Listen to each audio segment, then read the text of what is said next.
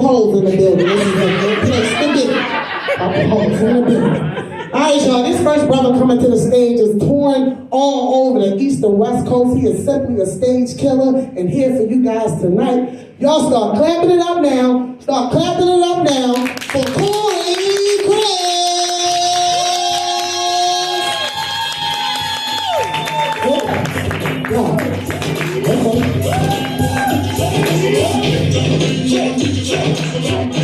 How y'all doing tonight? How y'all doing? Man, this is my first time at Gutbusters, man. That's a hell of a name, man, Gutbusters. So I make sure I came in with an empty stomach, though, because y'all sure if I didn't have empty stomach, sure don't want me to bust some guts up in here. It'd be a catastrophe. Yes, indeed. Yes, indeed. How many people in here in relationships? We got any couples in here? Clap it up, clap it up, clap it up. Now, fellas, now everybody know when you in a relationship, though, you always get dragged to things that you don't want to get dragged to. Like, I was just recently dragged to probably the most ghettoest wedding I've ever been to in my life. And I'm also wanting to know that when people in their 50s, maybe they should just go to the Justice of the Peace. Because at first, if you get married and you 50 years old, it should just be a wedding, not a wedding, and you going to church. Like, you sitting there and say, you say, oh, Jesus, oh, you order in my life. I'm like, God damn, no, you in church or we at the wedding? And another thing about these weddings too, man, black people, man, you cannot have more people in the wedding party than you have in the audience. Like, I didn't know what was going on with that. I was like, where there's like an Oprah thing where you was like, you can be in the wedding, you can be in the wedding, you can be in the wedding, you can be in the wedding. Like, God, leave. And if you're gonna have a wedding, man, it should be like at least 2 toddlers per wedding party. It shouldn't be about four damn kids walking around. I mean, that was ridiculous there, because you got one kid, they got the little thing where they're carrying the little broom, so he's carrying the broom, instead of him just carrying the broom and going down the straight line, he wanted to be sword fighting. And you got one little kid, he's like really small, he's like too small to even be in the wedding. And then they're gonna give him the little thing that they know not to give him the ring, but they give him a little thing, he's walking down there, and then he got one of these names, like he's not gonna be a president, he's gonna be anything. Saquon Andre. I'm like, wow. They already set your future for you. So and then he's going down there like, come on. And then when they do like this, and then they do like, and you gotta keep chasing after him and shit. Hey, man, that was crazy, man. And then another thing too, though, all the people though that was there, though, like, I was wondering when it was gonna start though. Like, how many times you went, for you I share a lifetime of stability. I heard that talking about 10 times. And then after the wedding though, I should have knew something was up there, because they was like, yeah, the wedding's about to have a wedding party, but then the people, you're gonna come down, have a little reception. See, that was the key word, a little something. Because when we got down there, I should have known though, because I was like, dang, I know all the white chairs and all the white seats for all the, the wedding party. There was on like 3 or 4 little tables, so I'm like, damn, ain't that been a reception that had general admission? Yes, indeed. But also too though, they had the wedding like on lockdown too though, because then also you can tell they was on a budget too, because like, I'm used to, like, every wedding I went to, they had real plates, though. But I should have known it was on a budget, because everything was on a plate.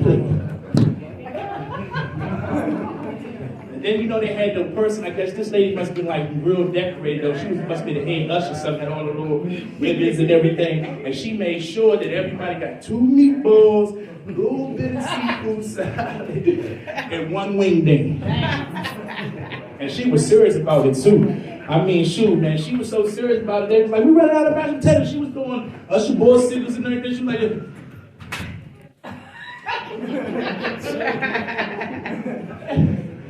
like, I tried to get slick though, because I don't want to know food. I tried to get up in there, and she knew it. I just took a little hat off, tried to get her. She was like, didn't I see you in there before? I'm like, now you ain't seen me. Yeah, I saw you before. So I'm gonna let it go this time. But you can't get both. What you want? String beans and everything. Which one? One or the other. I ain't got all day. One or the other.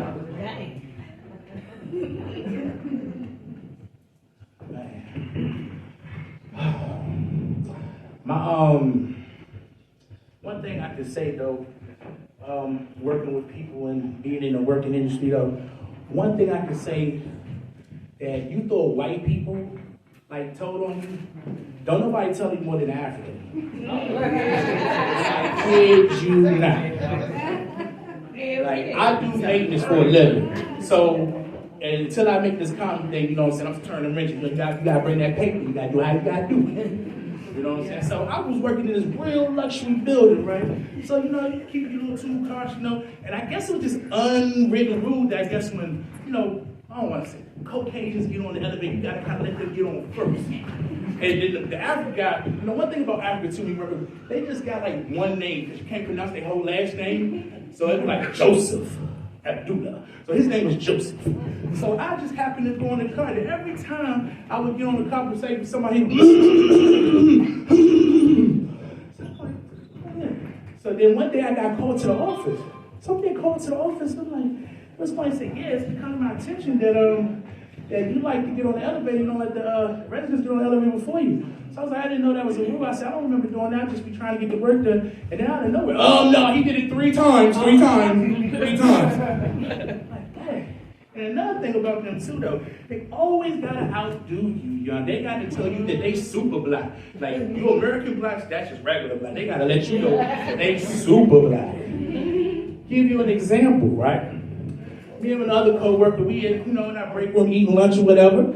So then we had this conversation, we was talking about like, you know, what do your, you know, like we basically talking about our parents, like, you know, he was like, yo, my mom's had to work 3 jobs and do this and do that to make sure it was good.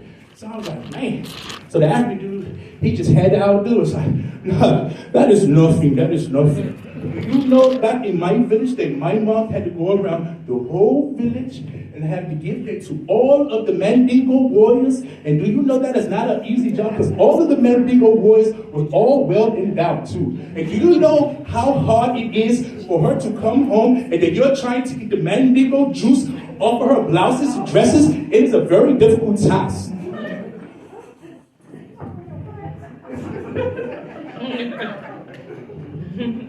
All right. Well, I'm going to end this with my little, I like to do like a little old school joke before I end. So I'm going to give you a little old school joke real quick though. Is y'all ready? Say, are you ready? Ready. All right. Here we go. It was a family that just moved in the neighborhood. It was the Brown family, right? So they just moved in the neighborhood and getting things together and everything. So the next day they had to get the kids ready to school. So they had 3 boys. They was all triplets, right? So as they get to school, she get the boys registered to school and everything. And then the secretary comes and said, oh my, you have some of the handsomest boys. So she asked the one, she said, how are you doing? And the first boy said, I'm good, man. And they asked the other one, how are you doing? He said, I'm good, man. And he asked the third one, how you doing? He said, I'm good, man. He said, oh my God, how is your voice so deep? How old are you? I said, 5 years old, man. She said, well, how come your voice is so deep and your voice is so deep and their voice is not? Well, you see, ma'am, as you can tell, out of all 3 of us, I'm the smallest one. So mom only had 2 titties. So the brother had the left and right. So I had no choice but to eat mama's pussy. Yeah, have a good one. Y'all clap it up, clap it up. I like a man like him. He look like he can fix some shit. You know these millennials can't fix shit. I be under my own car like, nigga, pass me the screwdriver.